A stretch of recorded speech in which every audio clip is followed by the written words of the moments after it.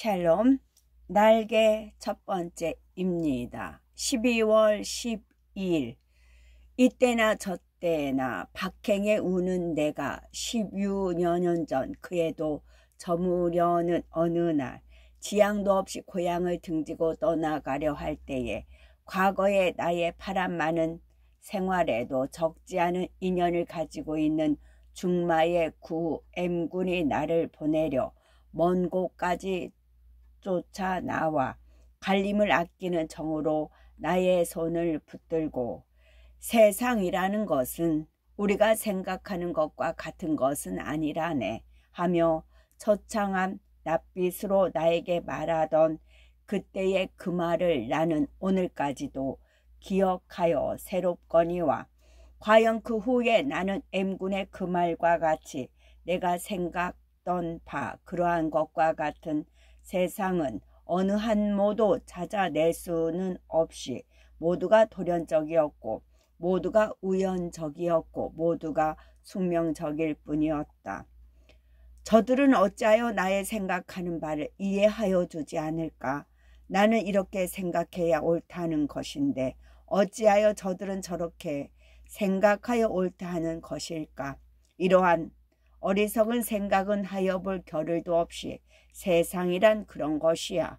네가 생각하는 바와 다른 거, 때로는 정반대되는 거, 그것이 세상이라는 것이야. 이러한 결정적 해답이 오직 질풍신뢰적으로 나의 아무 정산도 주관도 없는 사랑을 일약 점령하여 버리고 말았다. 그 후에 나는 네가 세상에 그 어떠한 것을 알고자 할 때에는 우선 네가 먼저 그것에 대하여 생각하여 보아라. 그런 다음에 너는 그 첫 번째 해답의 대칭점을 구한다면 그것은 최후의 그것의 정확한 해답일 것이니 하는 이러한 참혹한 비결까지 얻어 놓았다.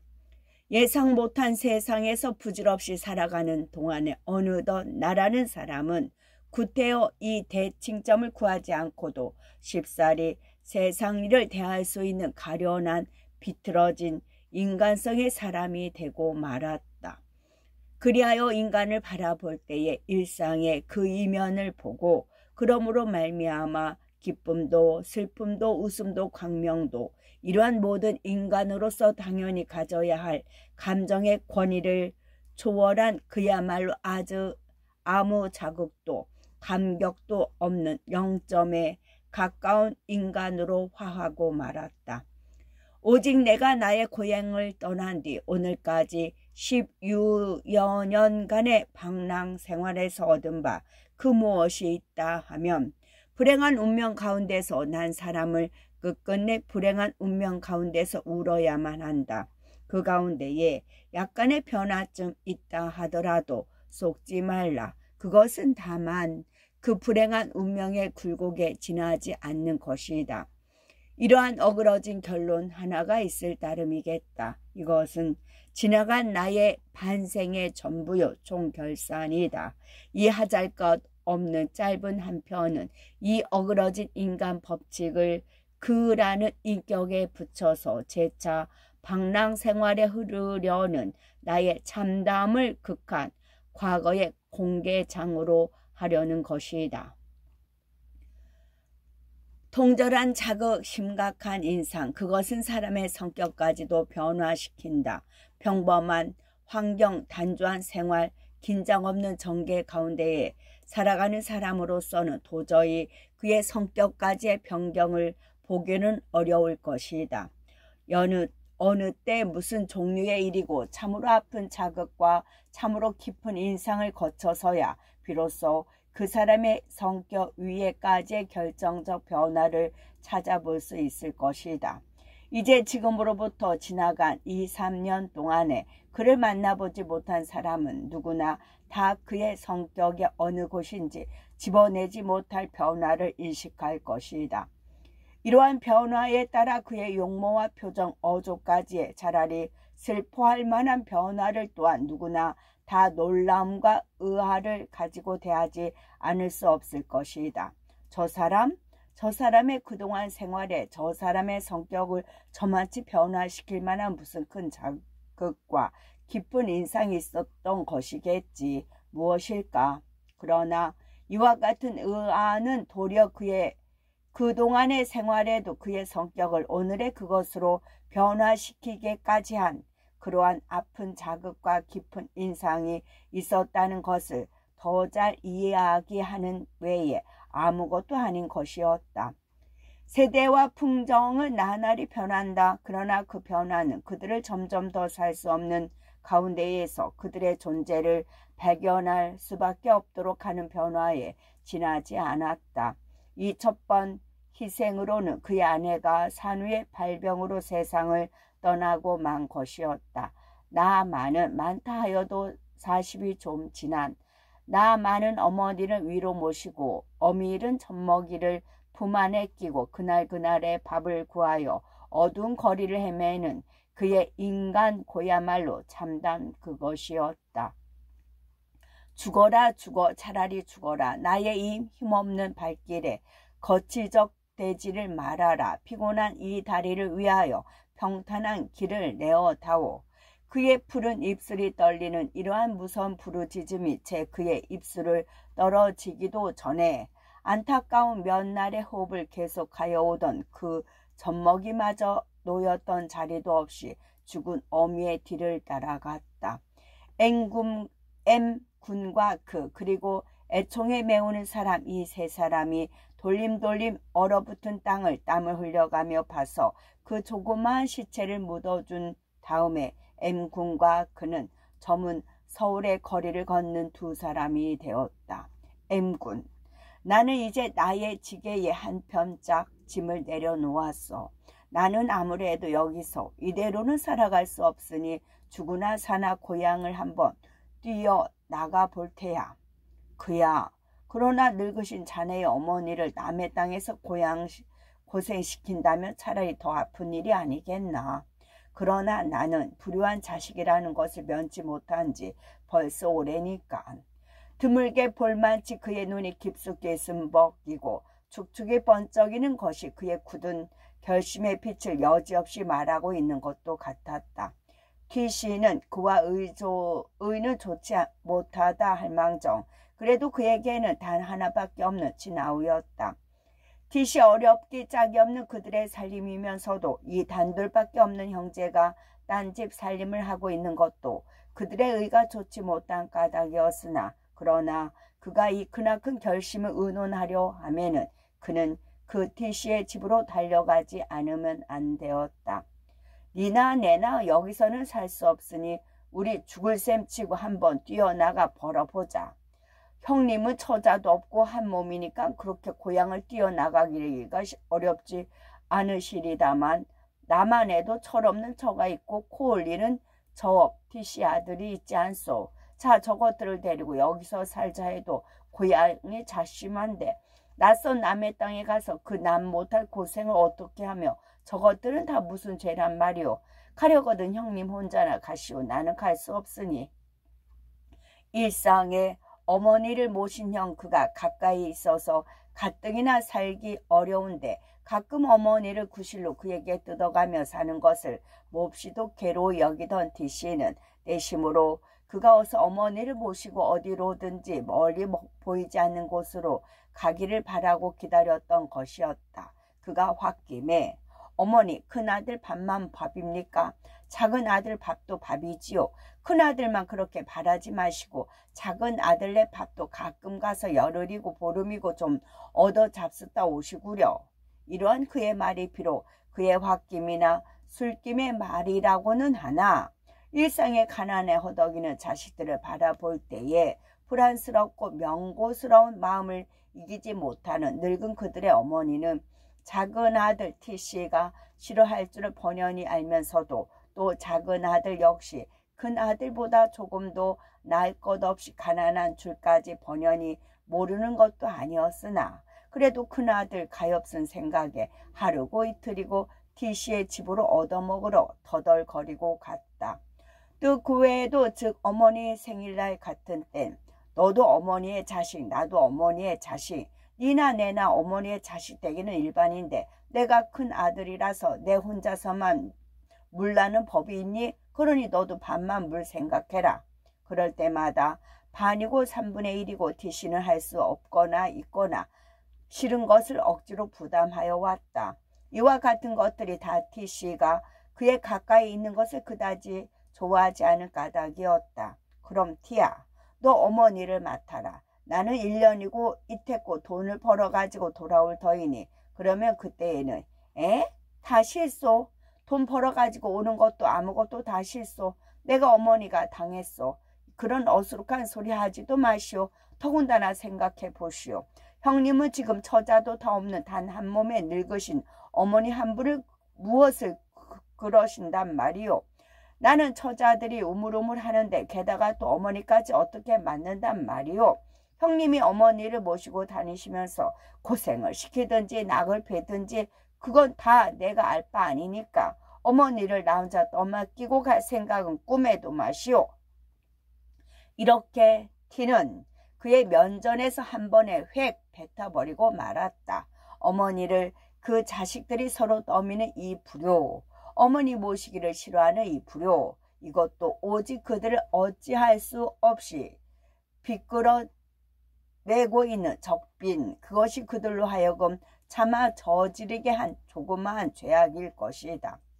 그 후 며칠 동안 그는 그의 길들였던 세대 도구를 다 팔아가지고 몇 푼의 노비를 만들어서 정든 고향을 길이 등지려는 가련한 몸이 되었다. 비록 그다지 의도 좋지 못하였다고는 하나 그러나 그러한 형, 그와의 불의도 다 적빈 그것 때문이었던 그 야우티는 생사를 가운데 놓은 마지막 이별을 맡기고 눈물 흘려 서로 하는 사람도 오직 이 티 하나가 있을 따름이었다. 어머니, 형님 언제나 또 배우리까? 잘 있거라, 잘 있거라. 목맨 그들의 참아보지 못할 비극. 기차는 가고 티씨는 돌아오고 한밤중 경성역 뒤에는 이러한 눈물의 이별극이 자국도 없이 있었다. 중마의 친구 M군이 학창의 여가를 타서 부산 부두까지 따라와서 마음으로의 섭섭함으로써 그들 모자를 보태어 주었다.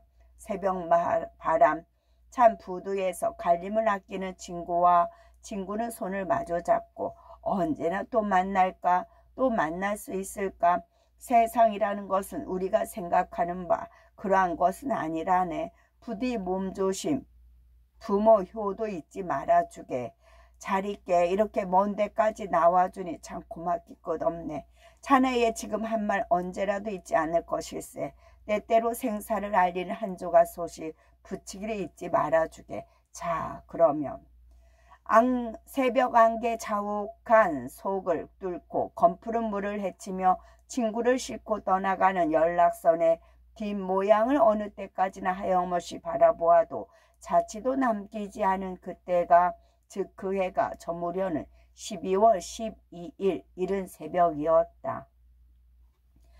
그의 소식을 직접 들을 수 있는 고향의 사람에는 오직 M군이라는 그의 친구가 있을 따름이었다. 그가 처음에 한두 번을 제하고는 DC에게 직접 편지하지 않은 것과 같이 DC도 처음에 한두 번을 제외하고는 그에게 편지하지 않았다. 오직 그들 형제는 그도 M군을 사이로 하여 DC의 소식을 얻어 알고 DC도 M군을 사이로 하여 그의 생사를 알 수 있는 흐릿한 상태가 길이 계속되어 왔던 것이다. M군에게 보내는 편지 일신. M군, 추운데 그렇게 먼 곳까지 나와서 어머니와 나를 보내주려고 자네의 정성을 다하였으니 그 고마운 말을 무엇으로 다하겠나. 이 나의 충정의 10,000분의 1이라도 이 글발에 붙여보려 할 뿐일세. 생전에 처음 고향을 떠난 이 몸에 몸과 마음에 덧없는 괴로움 또한 어찌 이루 다 말하겠나. 다만 나의 건강이 조금도 충나지 않은 것만 다시 없는 요행으로 알고 있을 따름일세. 그러나 처음으로 긴 동안의 여행으로 말미암아 어머니께서는 건강을 퍽 해하셔서 지금은 일어 앉으시지도 못하시고 누워 계시네.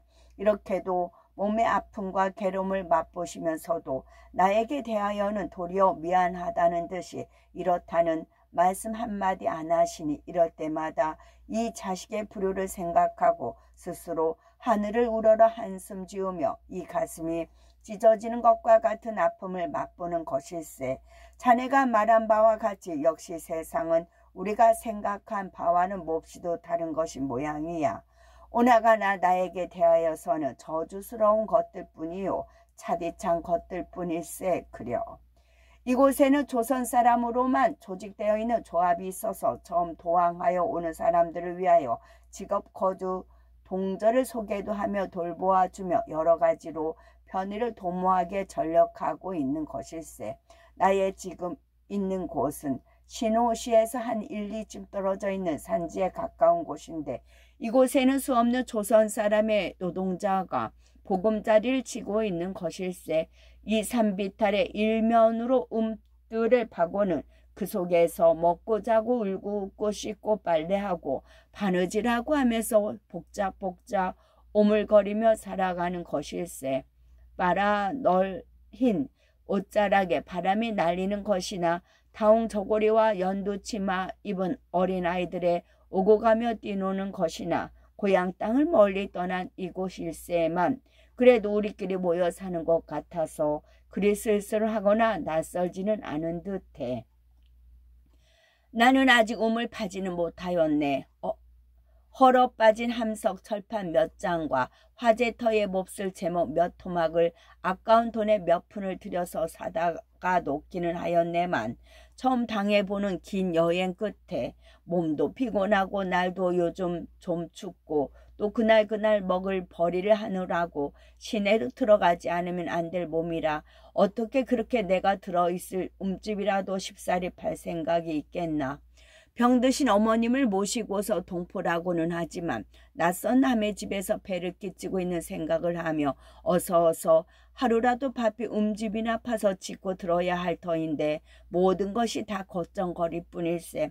직업이라야 별로 이렇다는 직업이 있을 까닭이 없네. 더욱이 요즘은 겨울날이라 숙련된 기술 노동자 외에 그야말로 함부로 그날을 벌어먹고 사는 막벌이꾼 노동자는 할 일이 없는 것도 없는 것일세.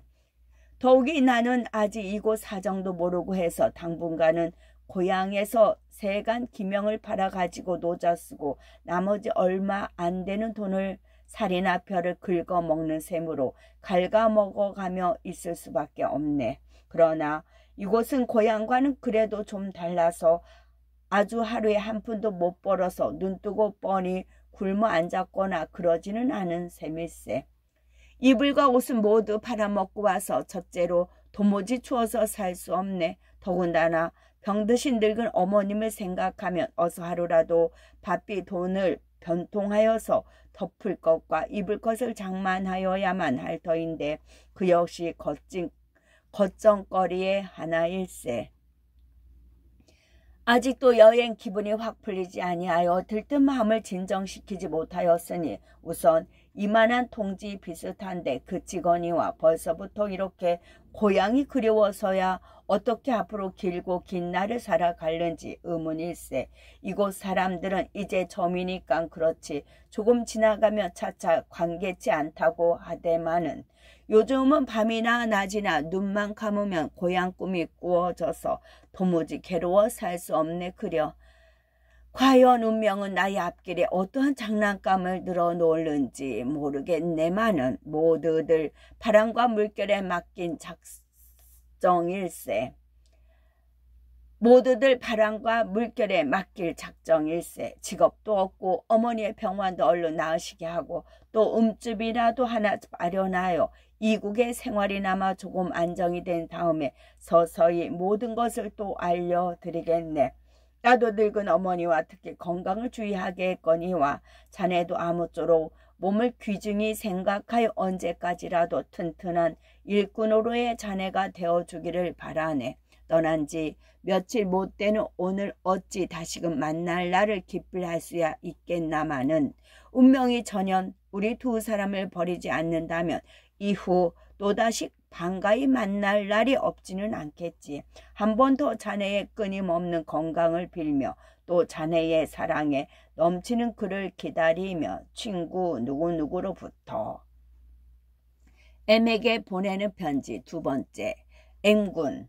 하늘을 꾸짖고 땅을 눈을 긴들 무슨 소용이 있겠나. M군. 어머니는 돌아가시었네. 세상에 나오신 지 50년의 밝은 날 하루를 보시지 못하시고 이렇다는 불평의 말씀 한마디도 못하여 보시고 그대로 2억의 차디찬 흙 속에 길이 잠드시고 말았네. 불효한 이 자식을 원망하시며 쓰라렸던 이 세상을 저주하시며 어머님의 외롭고 불쌍한 영혼은 얼마나 이 2억 하늘에 수없이 방황하실 것인가. 죽음. 과연 죽음이라는 것이 무엇이겠나. 사람들은 얼마나 그 죽음을 무서워하며 얼마나 어렵게 알고 있나. 그러나 그 무서운 죽음, 그 어려운 죽음이라는 것이 마침내는 그렇게도 우습고 그렇게도 하잘것없이 쉬운 것이더란 말인가.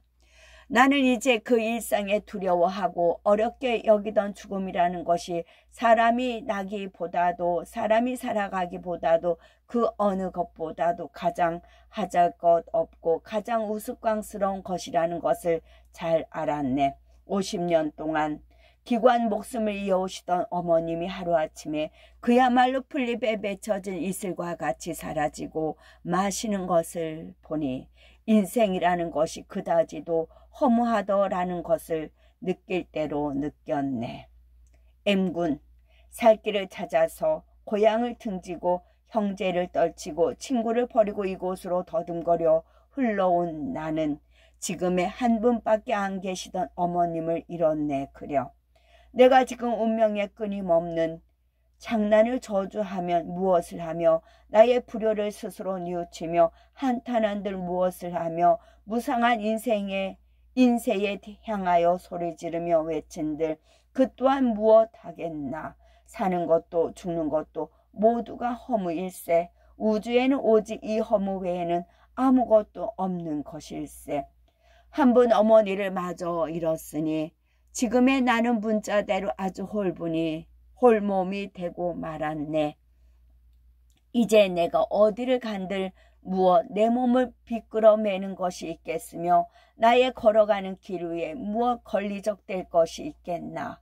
나는 이로부터 그날을 위한 그날의 생활, 이러한 생활을 하여 가려고 하는 것일세. 왜? 인생에는 다음 순간이 어찌 될지도 모르는 오직 눈앞에 허무스러운 찰나가 있을 따름일 터이니까. 나는 지금의 한 사람의 훌륭한 숙련 직공일세. 사회에 처하여 당당한 유직자일세. 고향에 있을 때 조금 배워둔 도포업이 이곳에 와서 끊어져 가던 나의 목숨을 이어주네.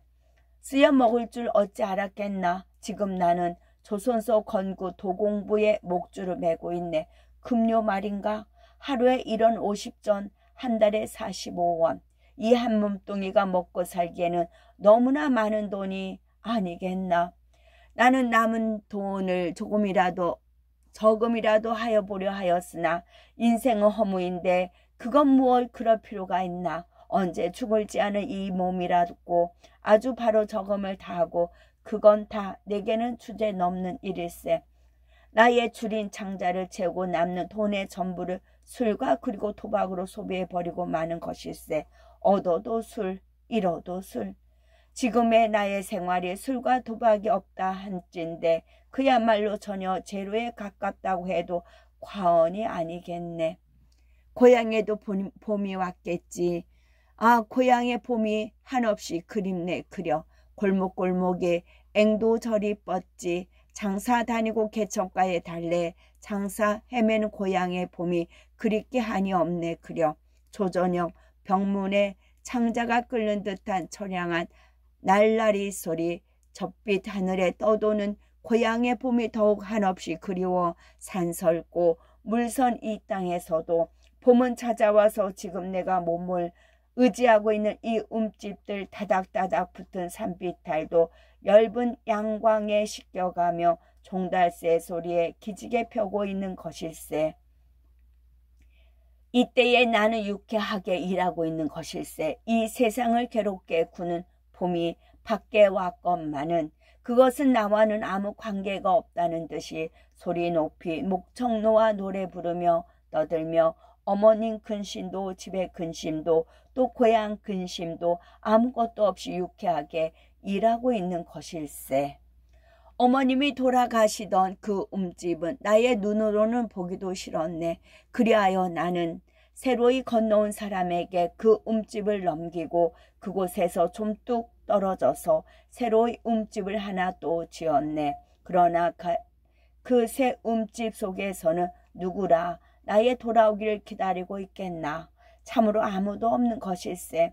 나는 일터에서 나오는 대로 밤이 깊도록 그대로 시가지를 정신없이 헤매다가 그야말로 잠을 자기 위하여 그 움집을 찾아들고 하는 것일세. 그러나 내가 거리 한 모퉁이나 공원 벤치 위에서 밤샌 것도 한두 번이 아닌 것은 말할 것도 없네. 자네는 지금의 나의 찰나적으로 타락된 생활을 매도하는지도 모르겠네. 그러나 설사 자네가 나를 욕하고 꾸지람을 한다 하더라도 어찌할 수 없는 일일세. 지금 나의 심정의 참 깊은 속을 살펴 알 사람은 오직 나를 제하고 아무도 없는 것이니까. 원컨대 자네는 너무나 나를 책망힐타만 말고서 이 나의 기막힌 심정의 참 깊은 속을 조금이라도 살펴 주기를 바라네. 어머님이 돌아가신 지도 벌써 2주일이 넘었네 그려. 그 즉시로 자네에게 이 비참한 소식을 전하여 주려고도 하였으나 자네 역시 짐작할 일이겠지만은 도무지 창랑된 나의 머리와 손끝으로는 도저히 한자를 그릴 수가 없었네. 그래서 이렇게 늦은 것도 늦은 것이겠으나 아직도 나의 그 극도로 창란되었던 머리는 완전히 진정되지 못하였네. 요사이 나의 생활 현상 같아서야 사람이 사는 것이 무슨 의의가 있는 것이겠으며 또 사람이 살아야만 하겠다는 것도 무슨 까닭인지 도무지 알 수가 없네. 오직 모든 것이 우습게만 보이고 하잘것 없이만 보이고 가치 없어만 보이고 순간에서 순간으로 옮기는 데에만 무엇이고 있다는 의의가 조금이라도 있는 것인 듯하기만 하네.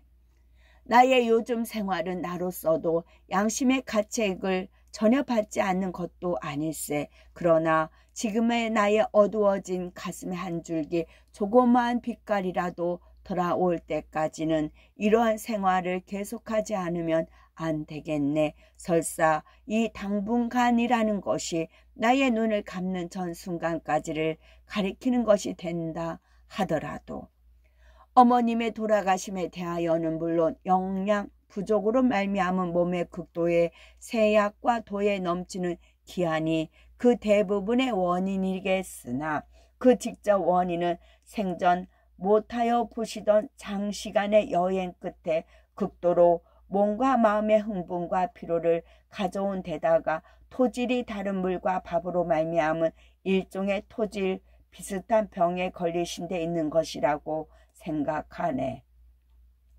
평소에 그다지 뛰어난 건강을 가지셨다고는 할 수 없었으나 별로 잔병 치레를 하지도 않으며 계시던 어머님이 이번에 이렇게 한 번에 힘없이 쓰러지실 줄은 참으로 꿈 밖에도 생각 못하였던 바야.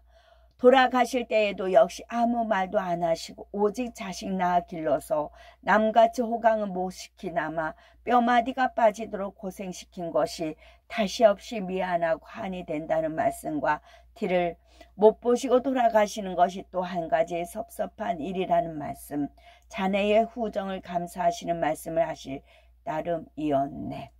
그러고는 그다지 몸에 고민도 없이 고요히 잠들 듯이 눈을 감으시네. 참 허무한. 그러나 생각하면 우선 눈물이 앞을 가리는 어머님의 임종이었네. 어머님의 그 말들은 아직도 어머님을 고생시킨 이 불효의 자식의 가슴을 에이는 것 같으며 내 일생 내가 눈 감을 순간까지 어찌 그때 그 말씀이 나의 기억에서 사라질 수가 있겠나. 나는 일로부터 자유로이 세상을 구경하며 그날을 유쾌하게 살아가려고 하는 것일세. 나의 장래를 생각할 것도 불쌍히 돌아가신 어머님을 생각할 것도 다 없다고 생각하네. 그것은 왜? 그것은 차라리 나의 목 박힌 가슴에 더 없는 고통을 가져오는 것이니까. 마음 가라앉는 대로 일간 또 자세한 말, 그리운 말 적어 보내겠거니와 티는 지금의 어머님 세상 떠나가신 것도 모르고 그대로 적빈 속에 쪼들려가며 허덕이겠지. 또한 생각하면 가슴이 아프기 한이 없네. 티에게는 곧 내가 직접 알려줄 것이니 어머님의 세상 떠나신 데 대하여는 자네는 아무 말도 하지 말아주게. 자네의 정에 넘치는 그를 기다리고 아울러 자네의 더 없는 건강을 빌며 친구로부터. M에게서 보내는 편지 3번째. M군, 내가 자네를 그리워 한없이 적조한 날을 보내는 거와 같이 자네도 또한 나를 그리워 얼마나 적조한 날을 보냈나. 언제나 나는 자네의 끊임없는 건강을 알리고 자네는 나의 또한 끊임없는 건강을 알릴 수 있는 것이 오직 우리 두 사람의 다시도 없는 기쁨이 아니겠나. 내가 신호를 떠나 이곳 명곡옥으로 흘러온 지도 벌써 반년. 고향 땅을 떠난 지도 벌써 꿈결 같은 3년이 지나갔네. 그려 그동안에 나는 무엇을 하였나. 오직 나의 청춘의 몸 닳는 3년이 속절없이 졸아들었을 따름일세. 그려 신호조선소 시대의 나의 생활은 그 가운데 비록 한 분 어머니를 잃는 서러움에 있었다고는 하나 가만히 생각하여 본다면 그것은 참으로 평온무사한 안일한 생활이었네. 악마와 같은 이 세상에 이미 도전한 지 오래인 나로서는 이 평온무사한 안일한 직선 생활이 실증이 났네. 나는 널리 흐트러져 있는 이 살벌의 항이 고루고루 보고 싶어졌네. 그리하여 이곳에서 사귄 그곳 친구 한 사람과 함께 이곳 명곡옥으로 뛰어온 것일세. 두 사람은 처음에 이곳 어느 식당 보이가 되었네.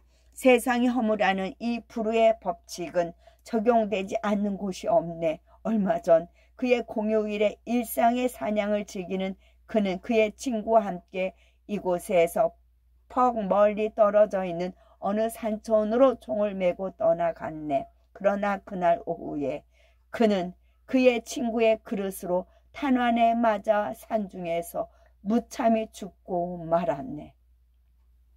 그 친구는 겁결에 고만 어디로 도망하였으나 얼마 되지 않아 잡혔다고 하네. 일상에 쾌활하고 개방적이고 양기에 넘치던 그를 생각하며 다시 한번 더 세상의 허물을 느낀 것일세.